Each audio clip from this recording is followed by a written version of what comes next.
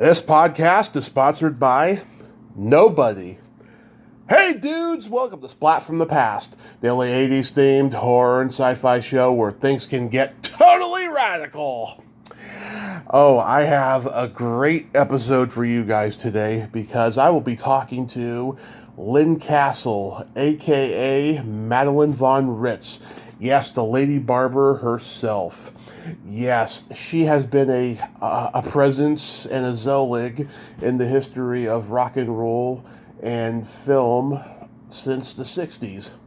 I mean, she cut hair for Cher, Jim Morrison, Buffalo Springfield, the Byrds, the Monkees, etc., etc. You know, she was a contestant / guest on What's My Line with Frank Sinatra and Mia Farrow. You know, she was in Sonny Cher's movie Good Times.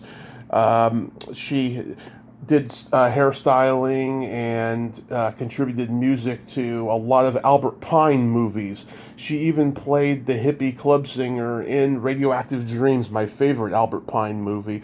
And she also did songs for movies like Brain Smasher, Love Story, Spitfire. She did hairstyling for the Captain America movie with Matt Salinger playing the lead. I mean, she's had all these great Zelig moments. You know, in 1967, she had a hit single with the Lady Barber and Rose-Colored Corner. You know, she recorded all these songs, and it took 50 years for them to get released. You know, she collaborated with Lee Hazelwood. And it's going to be a great conversation today. We were supposed to do this last week, but this is a rescheduling.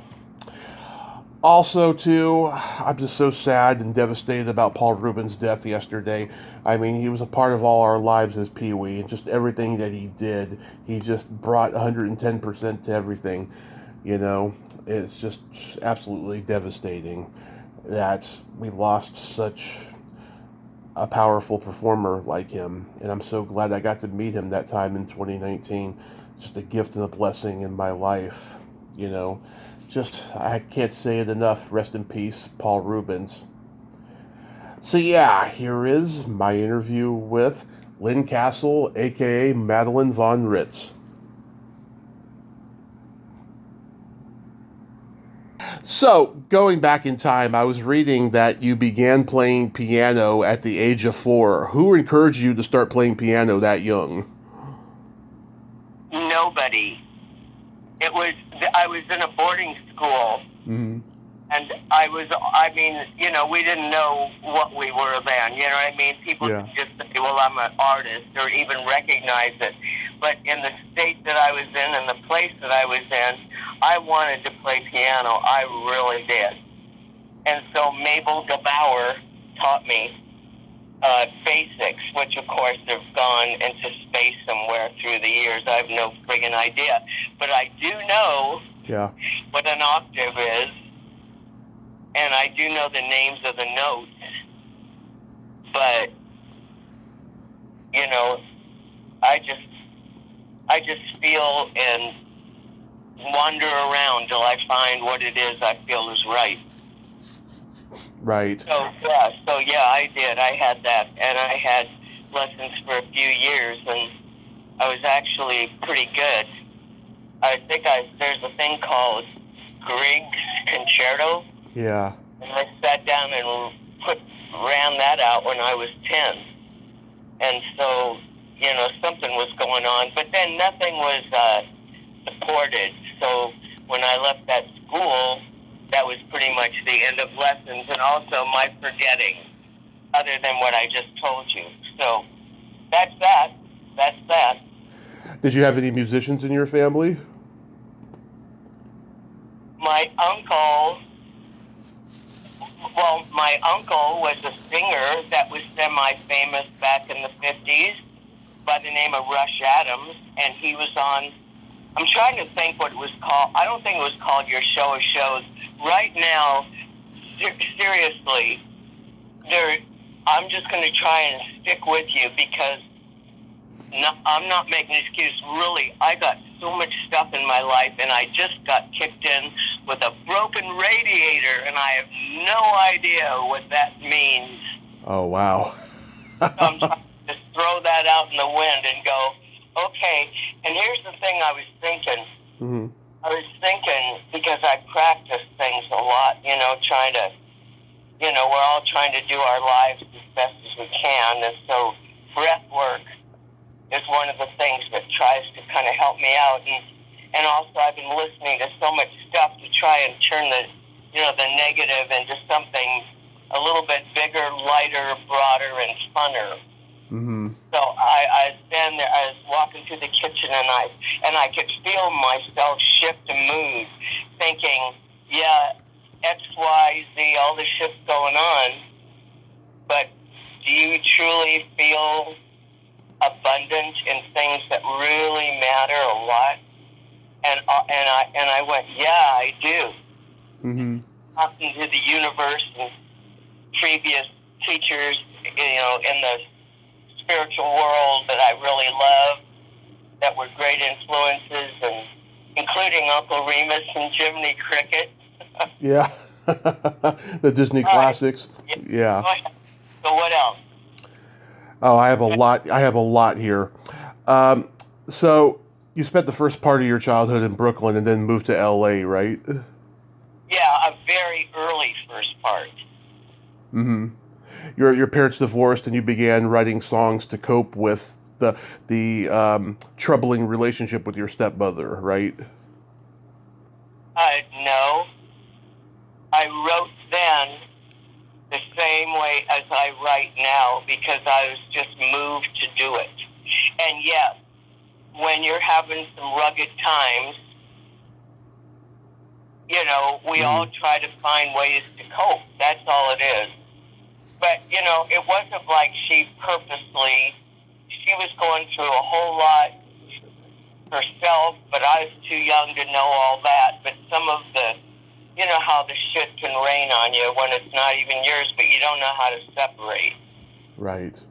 Yeah, so that's that. Yeah.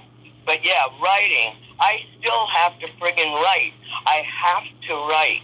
I mean, even if it's not a song, even if it's just something that I hear, or some words just come to me, and I gotta write them, and if I don't write them, they go right back out into the universe. Maybe if something will come back. Right. Well, you're an artist, so you have to continue writing all the time, Yeah, under, I'll tell you, there, because of my own personal challenges, I mean, I never walk around thinking I'm an artist, I gotta write, because I'm a triple air sign, Gemini, Libra. I am too. I'm in the air. What? I'm a Gemini too. Are you? When's your birthday? June 6th. Okay, so mine is May 29th, the same as Robert Kennedy's. Yep. And Right in the Attic's daughter, Matthew's daughter, May 29th. And I just met her the other day. God almighty, These new kids, some of these, I mean, holy mackerel, they know more. I don't mean in a way that I don't think it's healthy for them to know, but there's so much information that they're just stuffed. But she just now, I think she said she's 11, and Matthew just let her have a cell phone that's very limited. None of this social media for her. Oh, that's good. Yeah, because social media is fucking up all the kids these days. Yeah, I mean, it's hard even if you've got any kind of life history to know what's happening. Who's saying what and who's staying true and who's the deal and, just the whole kit and caboodle. Yeah. So I've been gifted, and for many, many thousands of years, I've never been able to make that statement. But I have been able to make it off and on the past few years, not through egoism, but through realization that thank you for this gift. Right. So in high school, you dated Phil Spector, and he's what really drove you to pursue songwriting in the beginning, right? No, I don't know where you get your info. There's nobody that was telling me to pursue it but me. Uh-huh. I didn't tell people I wrote. Anybody I knew that was famous, I didn't interject. I had not enough confidence to do it. I didn't want to be a burden. I just didn't feel that I could ask or tell, because it was very, very, very private. Mm-hmm. No, I supported him as far as getting stuff, Yeah. No, it was not that way. It wasn't the way with anyone that I knew. Mm-hmm. And even when I was married to Joey and was writing for Elvis, I went over there, I was in the room and I thought of some really good lines, and I just kind of got pushed out of the writing thing, him and somebody else, I don't want to mention names. Uh-huh. Yeah. But no, there's been very, very, very little. Most of my support has come from outside my family, but my uncle heard that little tiny song that I wrote with just 4 chords, that 4 or 5, that da da da da da da da da, that those were the songs. So I did write a song called Love's Prayer, and that's when he took me in Hollywood on Old Argyle Street, because that was called Writers Row, and that was where Lee Hazelwood, Barry DeVorjon, Lester Still, all those guys were in these little buildings. Mickey Goldson, those were the kingpins around that time, and he took me to them, and then they really liked that song, and they took it to Capitol. Mm-hmm. The Spinners, who I didn't know who they were. Yeah. But I had no sense, and it's really weird because, A, they misspelled my name, which I didn't know, but Light in the Attic found out because I never got any money for any of it. So if it sold 1 or 500 or 5,000, I don't know. Yeah, it was the beginning of their career. Nobody knew who the Spinners were yet. Yeah, you probably know more than I do. So how did you get into hairstyling and cutting hair and all that? Well, I guess I was visiting my mother, and she said to me, because I could do many things. I could draw, I could paint, I could dance, mm-hmm. and I could do things. And so she just said to me, you better find something that you can do that's going to be steady for you. You better find something. And I was already able to do hair. It was never a passion. It was never a friggin' desire. It was simply a means to an end. But I was really good at it. And it helped me sustain and be in my life. But I sure wasn't able to do much music. So I've just probably done more music in the last few years than I've done, maybe the last 30 years, let's call it 30, 40, I don't know. Yeah, something like that. Yeah. Yeah. But yeah, so I was good at it. The great thing about it was that I've met so many really interesting people and situations. So on that social end of it, I didn't care that much about movie stars because I usually found myself on the outskirts with, they call them extras, mm-hmm. Which I don't think is a great name, but the ambient players. So that took me some far out adventures, yeah.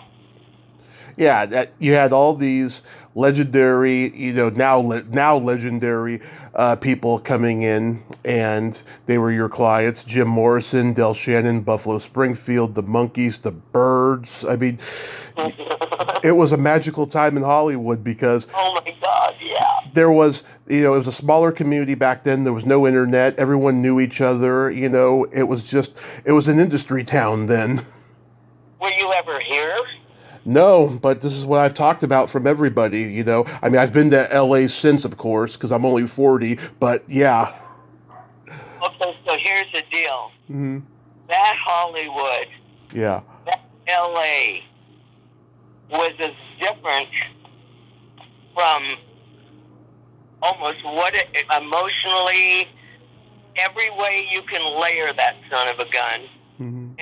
It's like comparing us to a desert or something like Saudi Arabia, which I've never been, but Yeah. the tone, I'm telling you, the freedom, the lack of fear, it was so fantastic. Sometimes I just watch old Dragnet because in the 50s, Mm-hmm. you can see how sparse the freeways, Oh, yeah. see all this stuff. But the camaraderie in the 60s, you could just jam down the Sunset Strip where there would be all these competition billboards.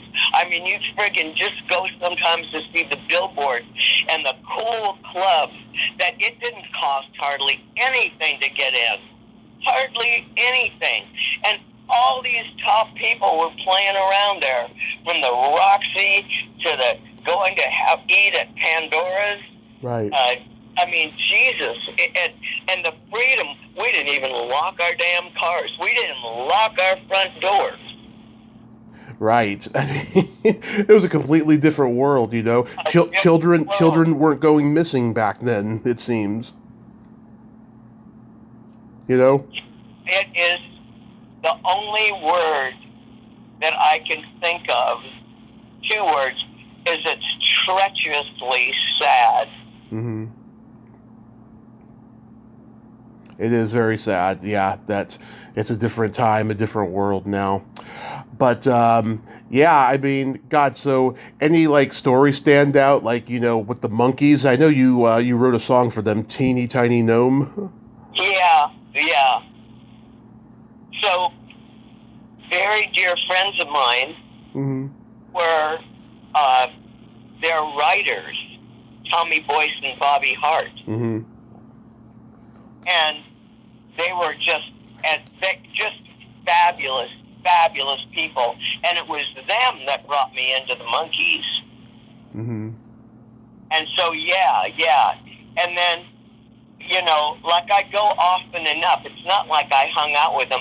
I saw Peter Tork a few times, but Mickey, they were just really nice guy. And then I ran into Davey at the airport, Mm-hmm. long time, years ago. I didn't think he'd remember me, but he did. And that was so sweet. And he was so sweet. And I'd say for some of the shootings, and which means a very different thing now, right? Right.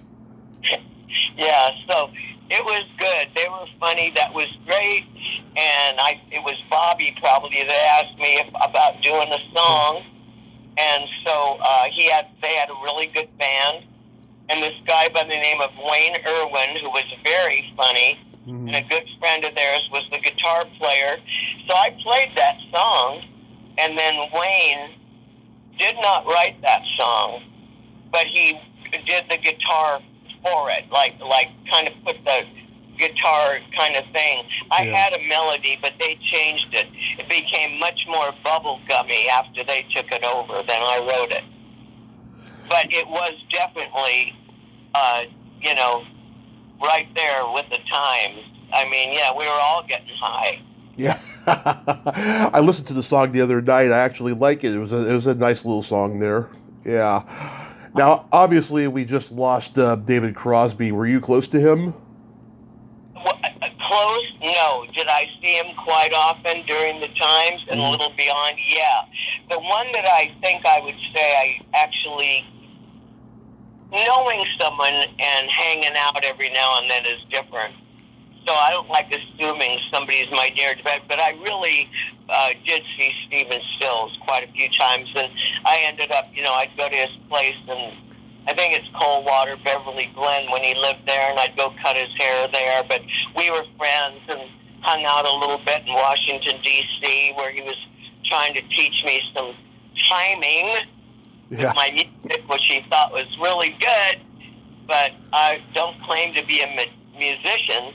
And so, and I'm not very conventional, so he was just, he was staying at the Four Seasons, and I went up there. I think I was with another friend of mine, Gail, who knew him, and he was taking soap on the, hotel mirror, trying to teach me da da da da da da da da, whatever, a lesson in timing, which didn't take, but whatever. Right. Did the mamas and papas come in? Did they come in? No, I went there, and then it was mainly with John. But of course, because I went to their house in the canyon, and so they were there, for whatever quick, memory flashes those are.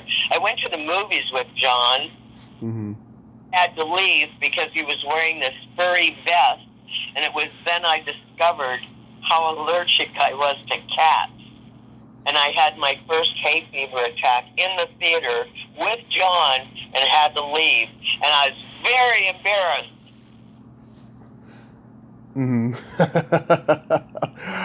So how did your friendship with Cher develop over time?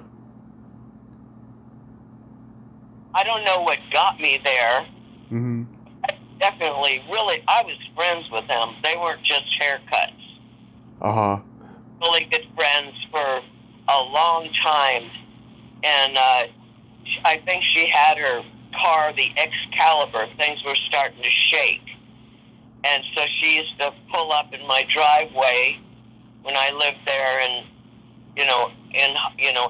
Hollywood, L.A., and all kinds of people used to pull up in that driveway, which made people wonder what was it that I did for short periods of time with all these fancy cars. I was not exactly what was on the block's idea of what a wholesome American girl should look like. When Sonny was young, was he as conservative as he later became? I didn't know that I could ever judge that. He was always very nice to me. Yeah, it's just a little mind-boggling, that he would run for mayor of Palm Springs as a conservative, even though he was married to one at the time. It was a real mindfuck to a lot of people. Sure, and especially in these days when you can't even discuss your preferences because everybody is the master of the knowledge. Right. It's just like you have to just make up your own mind. And my politics are the golden rule. You want to as you wish to be done by. And so I believe in looking at both sides of things. And of course that matches being a Libra. I think anytime as anyone gets too extreme, that I don't think you can keep your balance that way. I think you've lost sight because you've already veered either to the extreme left or the extreme right with a lot of energy behind both sides. Right.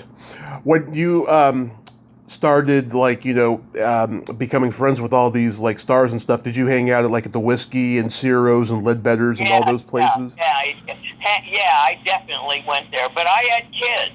Yeah. Oh, it wasn't like I was out partying every night. When I could go, I'd definitely go. I loved it. Did you ever see Johnny Rivers at the Whiskey? Oh my God, I knew Johnny Rivers. Yeah. That guy, I tell people, I say, that guy, he made the Whiskey what it became, and people don't realize what a pioneer of the live album he was. Yeah. Oh, yeah. Without a doubt. He's so underrated, that guy. Very underrated. Totally. And he was totally nice, totally great, and rocking on out. And I saw some pretty hot people then, because you could. Everybody was playing there. There was a band called The Enemies. Yeah. Corey, who became in Three Dog Night, was one of my clients, and I see him a lot, and they play there. I mean, you just never knew. It was a jumping place. Yeah. Do you remember a band called the Sloths? No. They were a local band. They never got signed. They used to do shows with like Alice Cooper at the Whiskey. Yeah, I think he was the guitarist Tom McLaughlin. He later became a movie director. I've interviewed him, and yeah, he was playing the Whiskey with those guys in the late '60s when he was like 18, 19 years old. Did you know Pamela Des Barres? No, I didn't. I was just ready to tell you a really cool. Well, Jim Morrison played there. Of course. The Doors were there, but there was way more. And then I was really good friends with the manager and the guys of the Love and Spoonful. Yeah. And friggin' fantastic. Steve Boone, I've had him on. They were just a fun, great band, and they had one of my. I think of him still to this day. Their manager, Eric Jacobson, whose hair I also did. Mm-hmm. They were all San Francisco people, you know. Yeah, did you go up to San Francisco a lot in those days? No, but I certainly did go, and it used to be $10 one way and $10 back. Yeah, those were the days, huh? Did you know Arthur Lee? Yes. Yeah. Yes, and I used to go hear him play, for sure.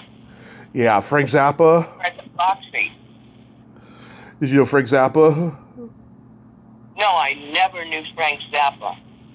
But I was friends with a couple of his friends, and his fabulous house in Laurel Canyon. Oh my God, and they tore it down. It was a log cabin classic. Though I never went in. I heard he had a bowling alley underneath. Yeah. They used to be there, told me. Oh yeah, he was like an alien. He was like a man from another world. Right. No, I never knew Frank Zappa. I talked to Vampire's niece, and she told me her aunt owned an antique store in Hollywood, and all the rock stars that we've mentioned used to go there. Did you ever go there? What's the name of the place? I can't remember off the top of my head, but like everybody who went there, you know, who was a rock star at that time, you grew up in the 50s watching Vampire's show, they went there just because she was the owner. Was it right in Hollywood? Right, it was right in Hollywood, yeah. Wait a minute. Okay, there was a place that had lingerie, and then trashy lingerie, and moved to Los Cienega. But they stayed there a long time, trashy lingerie, and then I think Vampire had a smaller place. I may be wrong, and I may be right on the boulevard, and yes, I did go in. But I had all I could do to try to support my kids. I was not out buying a ton of shit. Of course. Yeah, did you ever go to Spawn Ranch? No. Never. One of my friends, Jay was one of the guys that got killed. You never had a Charles Manson encounter or anything? Thank you, no. That's good. That guy was crazy. You know, I interviewed Gary Kent, who was a stuntman. He was doing a show at Spawn Ranch, and he got into a confrontation with Manson, which became the basis for Brad Pitt's confrontation in Once Upon a Time in Hollywood. I loved that movie. That was so fun. It was very accurate, wasn't it? Well, it's accurate to what I know, what you know. Of Hollywood in 1969. Yeah. I think they did the best they could, for sure. It was enough to make a really fun, good movie. It is. It's a great movie. I watch it over and over again. So how do you come to meet Lee Hazelwood and began collaborating with him? Okay. Sometimes when you're living life in a survival mode, that means you're writing kind of in a crazy way. You're just trying to stay balanced. So how I remember my life is very sparse in a way. So I'm trying to think, how did I meet Lee? Probably through Phil Spector, is what I'm thinking. Yeah, It'd Yeah. have to be through Phil. Yeah, because Phil and Jack Nietzsche were tight. They were a really tight trio, and I knew them all very well. Many times, many years, many months, the whole deal. Yeah. So that would be it. And then, like I said, I'm not sure which came first, because the first person that ever got me to sing in front of him was my friend Larry Raphael, because I was doing hair in the back of this fabulous old, 1920s, 30s, those little courts. Yeah. Liberace was on one side, Larry Raphael, and the woman I worked for called Arlene Bernard. That was the place, the Rogue. That's where I met a lot of people, and my name kind of got out. And that was on Melrose. And let's see, how did that all transcribe? So what went on? Oh, so it was Larry that got me to sing. So I'm wondering, is how did I ever sing the song for Lee Hazelwood? Somehow or another, he must have got me to sing it. And I sang The Lady Barber. And he really, really liked it, which was very surprising. And, before you could say Jack Robinson, we were heading down one night to Phoenix, where I'd never been. And he was friends with Waylon, so I got to hang out with Waylon a few times. And, let's see. Nancy Sinatra, she was working with Lee Hazelwood at that time. Was she around? I never met her. Okay. I think I met her once. I think I knew I met her once. And I think it was in some restaurant, but I think it was maybe a memorial thing. I don't know what it was. I may have met her one time. So I went with Lee, we cut that, and I'd never done that before in my life. And then, I had my mini adventure going on there. And then Lee and I ended up, how friendships can be. Yeah. I liked somebody else or something. I don't know what happened, but Lee and I, and then also Lee was married. Right. And he had 2 kids, so that kind of puts a signpost. But listen, he was really funny. And he was great. And whatever time I did spend with him, when I think about it now, I can only think about it once again with a smile and know that I had some really enjoyable times. And I think that was wonderful, which is how Light in the Attic even found me 50 years later. Yeah, I can't remember who said it. Someone said that nothing clean ever came out of Lee Hazelwood's mouth. Well, he had that drawl. I never, listen, I swear my own self. Am I a nasty, dirty person? Well, maybe, but probably not really. Yeah. And I don't think of him that way. How they ban people now, holy shit. I mean, guys can get trumped up on charges. I mean, I think guys are probably afraid to even flirt now. And that was really fun back in the day.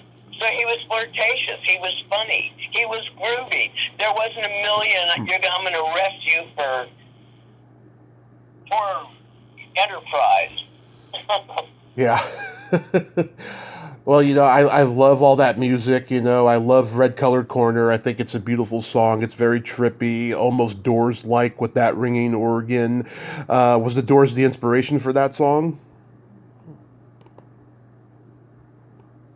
I'm just going to tell you, I never try to copy. Right. If something reminds me too much of anyone, I get rid of it. I only do my own truest feelings. What moves me is a life experience, and usually of the personal sort. So I literally was not, nobody knew it, but deep inside, I wasn't the happiest camper, and I write sad, kind of bummery, sad love songs and loss, or dreaming. I friggin' was so friggin' happy that I was able to tune in on the 60s and drop acid, smoke weed. I was the last one of all my friends, practically, to do anything, because I didn't drink. I didn't even drink coffee in those days. So, wow. But, you know, I did, and oh my God, I couldn't believe getting high for the first time. Holy shit. But I did acid. I went, oh my God, this is how I usually feel. Yeah. I'm glad that music eventually saw the light of day, because I loved listening to it. It's very beautiful. You have a beautiful singing voice. I mean that. Oh, thank you. Well, do you ever listen to anything else that I've done in the past 50? Anything in the past 50? Oh, yeah. What's it, Aching in the Dawn? Okay, that was to me. Okay, I never look at that, because I don't think, I look like I just got dug out of a crypt. When I said, oh my God. So my little cousin shoots my videos now. Uh-huh. So all my 3 other YouTubes or whatever there is from my cousin. Now, you look great. I'm glad you haven't desecrated your body with Botox, because I've talked to a lot of women who have. No. You know what? I'm going to say this. Mm-hmm. I've had some challenges this past while that are pretty much all capital letters. And I was looking at myself the other day, because I just look at myself enough to clean up myself, because it makes me feel better to get myself together. Yeah. And so what that means, I was walking past it. I always knew I'd probably look like an old Indian when I got older, the way they looked. And so there was never anything till the other day when I saw myself in broad daylight in the middle of some shit, and I looked, I went, holy, oh my God, look at you. I've never looked like this. You have done more aging this past year and a half than you have in the past, I'd say, 8 to 10. And it was the first time, and I said to myself, you know what? Now I know why some of these people get Botox and get their facelifts. And so I did some things with my fingers and how much younger and smoother I could look. And I said, you know, fuck it. You know, there's too many things that are way more important than that to me. And if I feel that I love authenticity so much, Mm-hmm. I always said, however I've thought and however I've lived is etched on my face. And that's just the way it is, and that's the way it's going to be. So at this point, and believe me, there's way more things I want to do than to recover in surgery. Absolutely. Or anything else. And also, I would look at myself, and if I looked really good, my first word would be phony. That's not how you fucking look. Yeah. So that's just me. And whatever anybody needs or wants to do in their life to feel better, yes. It's just me. Absolutely. So I was on YouTube the other night, and I saw your episode of What's My Line. How did that come about? Okay, so I was working with Steve Allen on the Steve Allen show. Uh-huh. And it was incredible.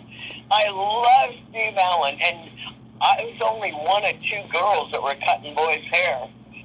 And I know I should say men. I always say girls, but men, okay, whatever. Young guys' hair. Mm-hmm. So I was just one of 2, and Steve said to me, you know what, you ought to go on What's My Line.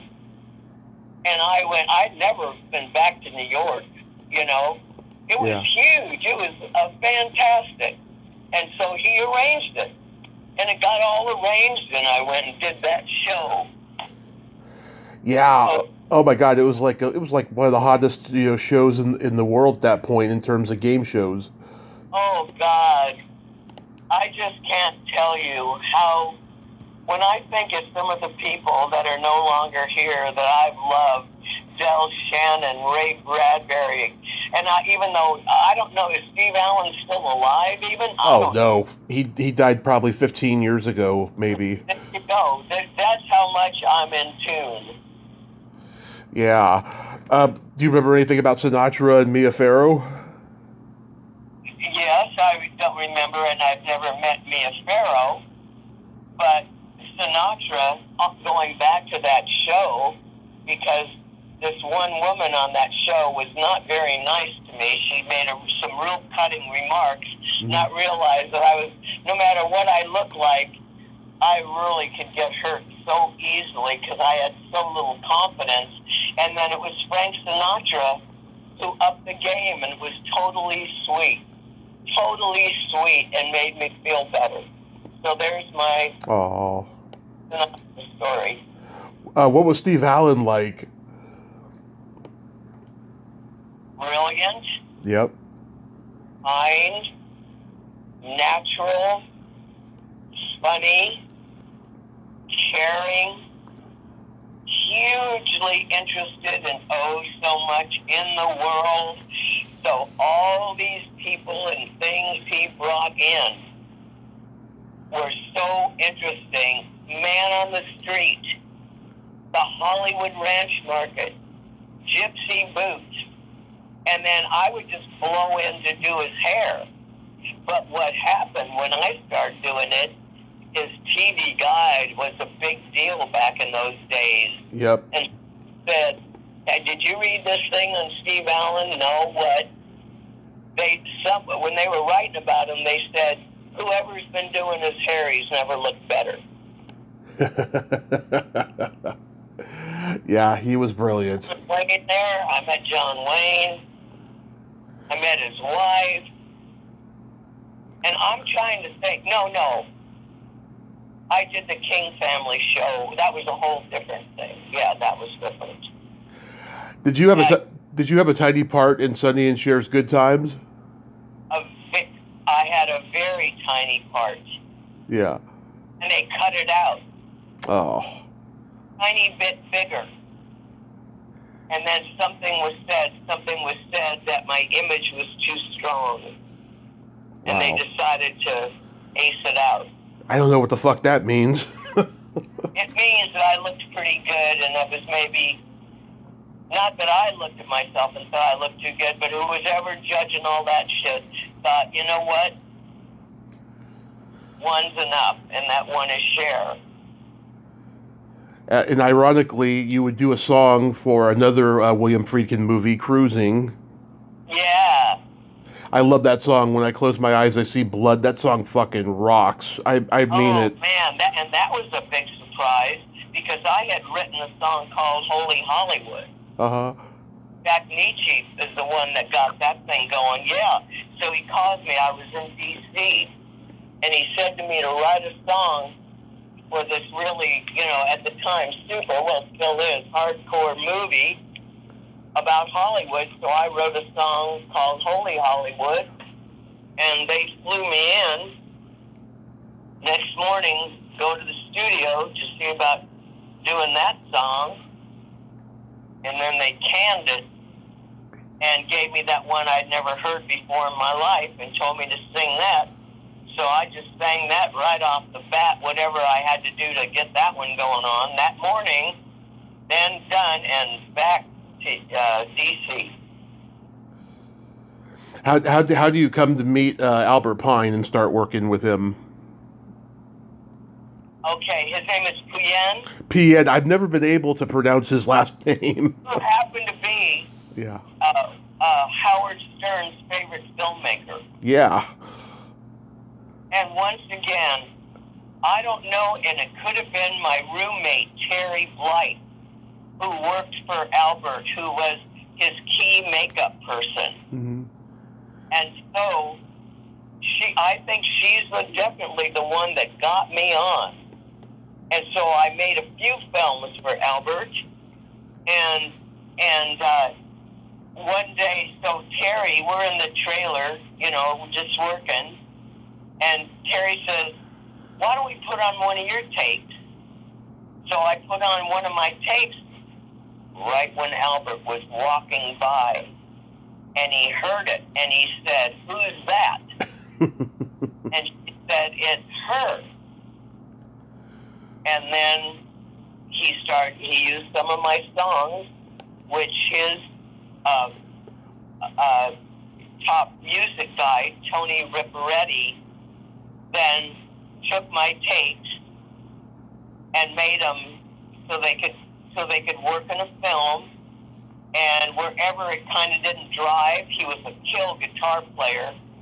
So every now and then, if it needed it, he'd kick it in. We're still friends. I love him. Tony just recorded a couple of my songs.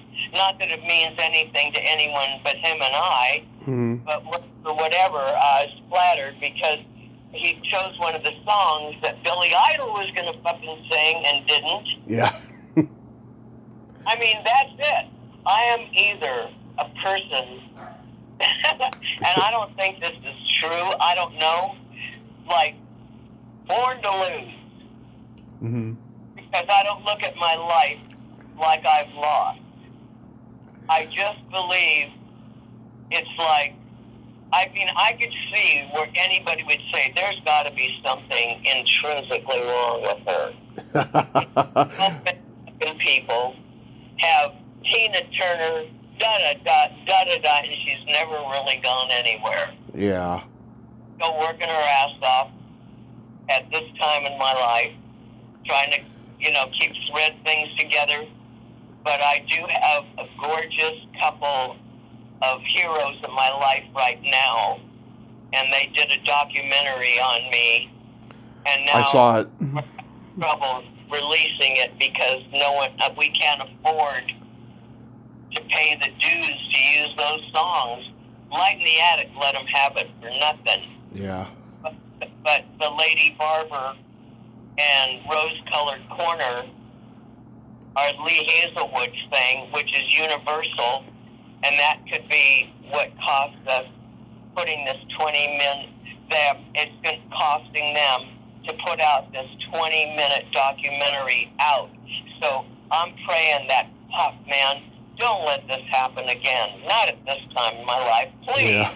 Let's find a way. Universal, please. You should only know. Let's fucking have it. We don't have many. Yeah, and around that time that you started working with him too is when you started going by Madelynn von Ritz. What made you go from Lynn Castle to Madelynn von Ritz? I was in D.C. My friend Gail Van Dyke, who's still one of my best friends, G-Y-L-E, brilliant, fabulous, artistic, gorgeous creature, heard my music and said, my God, what's going on? These are great songs. So she said, why don't you come and live with me in my house in D.C.? So I stayed in a room in this wonderful house in D.C. where she was living with her then boyfriend and her two children. And some shit happened with my children, rough deals. Hard decisions had to be made. I was trying to think, the decision that would make it so I could afford to be with my children even more, whatever. And so I was thinking, and I was in this little band back there called the Madelynn von Ritz Band, or Z Splat. And nobody knows that name, but I always liked it, Z Splat. And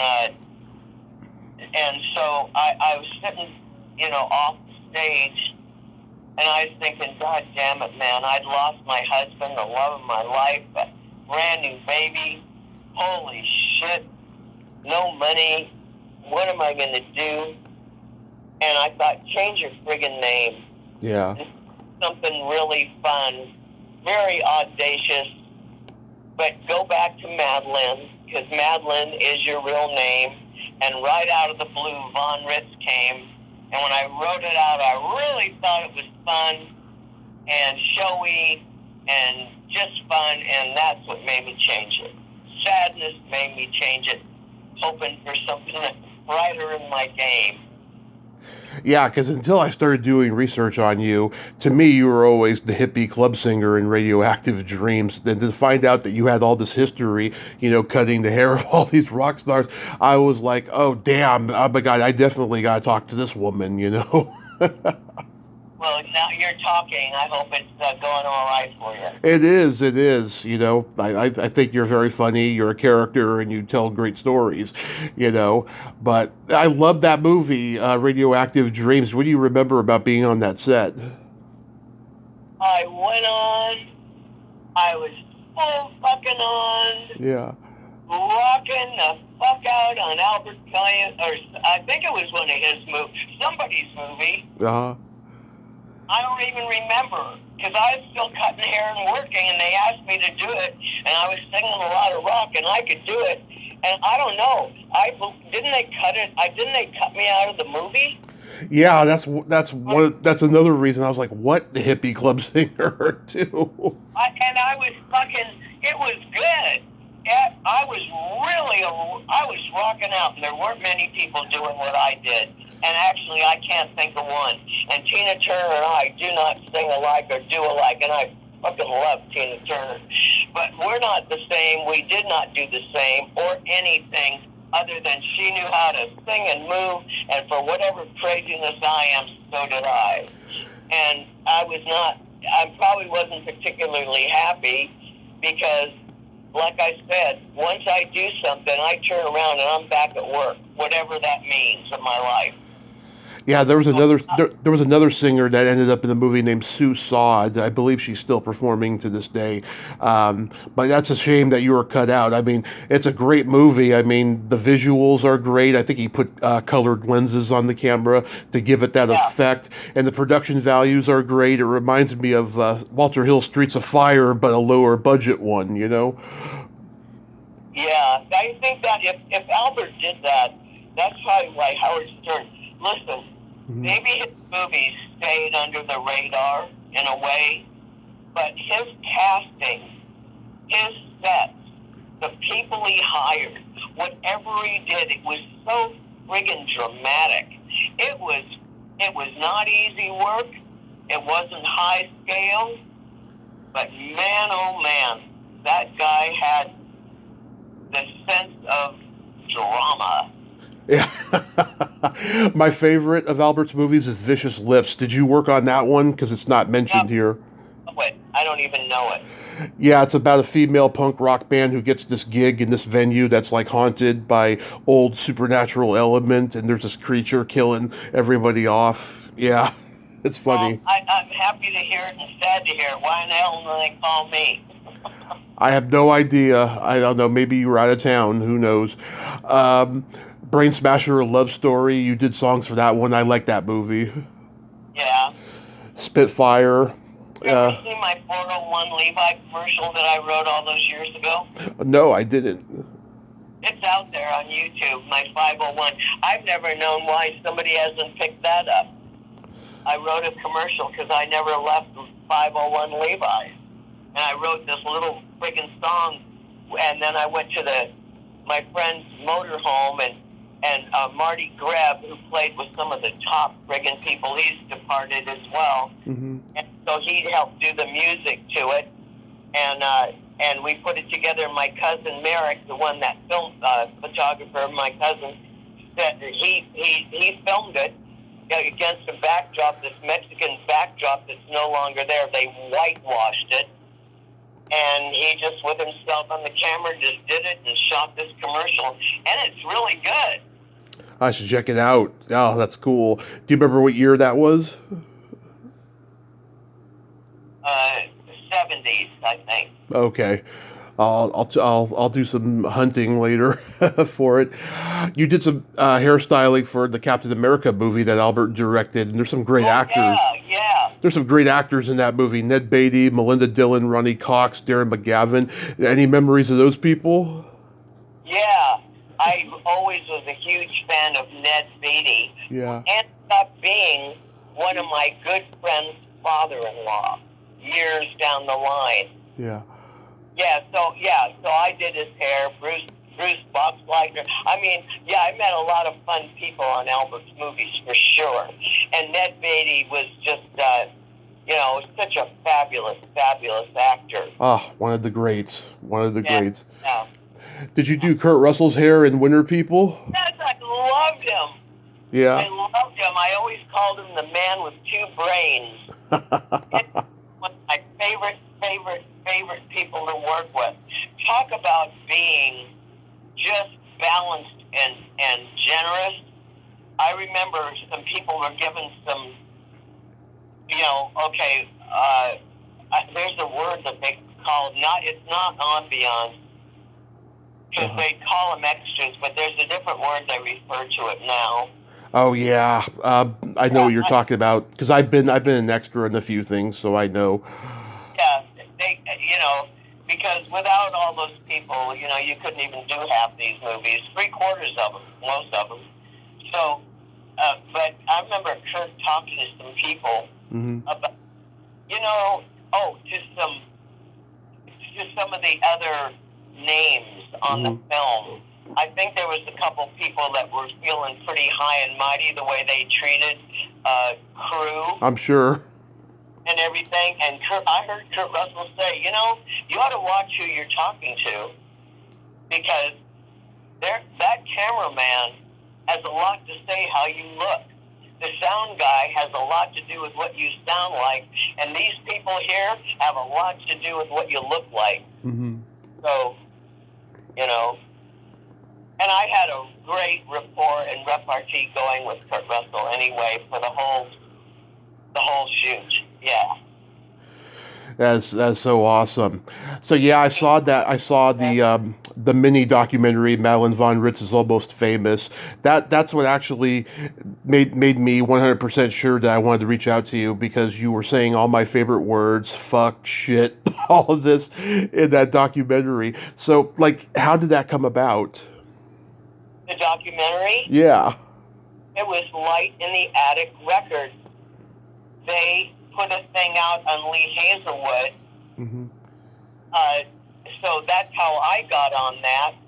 And somebody was playing my music when Nas and Stylist heard it, who made the documentary.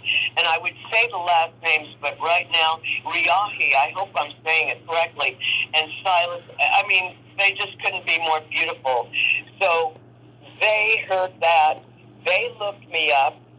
They were somebody was shooting something who wanted to use one of my songs in I think it was a hit TV series a couple years ago. Somehow they heard me, and then Nas and Silas, who have some of the best taste in filmmaking, really. I got to see a couple other films that they shot. Mm-hmm. One is called The Bookseller. And these are small films that people don't know about, but they were incredible. They're so artful, sensitive, everything. The two of them are just jewels on this universe. They found me. She called me. We met. They did it. And they brought a sound person. Mm-hmm. So into my house. Nice. Yeah, I thought it was way too short. I thought it could have gone on for hours. I really liked what I saw. Have you ever thought about writing a memoir? No. Because you got great stories. I think you should. The way everybody is now, if you're interested, you'll find whatever you're looking for out there. Because anything else, I don't want anyone to know anyway. I get it. So they'd have to give me truth serum. And put my ass out to talk about some of the things I will. Okay. Real quick, what's your obsession with seashells? Because, you sent me those pictures. I knew you were going to say that. Yeah. You know what? Uh-huh. It was on Pinterest. I thought they were beautiful. I don't know you, so I sent you something beautiful. I told you in one of my texts, I'm not obsessed with that any more than I am with, like, probably 15 other things. 10, 20, 50. I just happen to have that. I didn't have to search real hard where my head's at right now. And I thought, these are really pretty. Let me send him something that I think is really pretty. That's all that has to do with that. No big story behind it. I mean, I've got a setup in one of my places in my apartment that has the seashells and the mermaid and the seahorse and an octopus and an alligator and all these pitching things and good lighting on this one little barrel. But that would just be that one. The other ones are, everything's totally different, wherever way you're looking. And if you saw one of my favorite songs that I wrote 2 years ago called They All Came Down, you can go through my house and see what some of this stuff is. Yeah, well, I appreciate it. I mean, they looked beautiful, and I really appreciated those pictures. I think seashells are very underrated. And it's a good hobby to have for people who do collect them. Yeah, except that you don't want to be stripping coral or seashells. Not the shape this world is in. I don't even feel good ever about buying one again, because now I know too much. So is there anything about Hollywood you want to ask? That is all that I need to know. And Madelynn, once again, this has been a tremendous honor. I thank you so much for coming on today and sharing all these wonderful stories. And keep in touch. Have a great rest of your summer and day, and be safe out there. Okay, and thank you. And may I say to you, whatever you're dreaming, wishing, and wanting for your own life, not to sound too biblical or anything else like that. Yeah. I'll just say this: may it fucking prosper. I appreciate that, Madelynn. Thank you. All right. Thank you, Tommy. Thank you. Thank you. Bye-bye. Bye. Well, there you have it. Lynn Castle, a.k.a. Madelynn von Ritz. Oh my God, she is a hilarious force of nature, and those were great stories, huh? Sadly, they will not be in a book, but you know what? At least you heard them here. Well, until next time, this is Tommy Throwback Kovac saying, there's no shame in living in the past, because the present sucks. Later, dudes.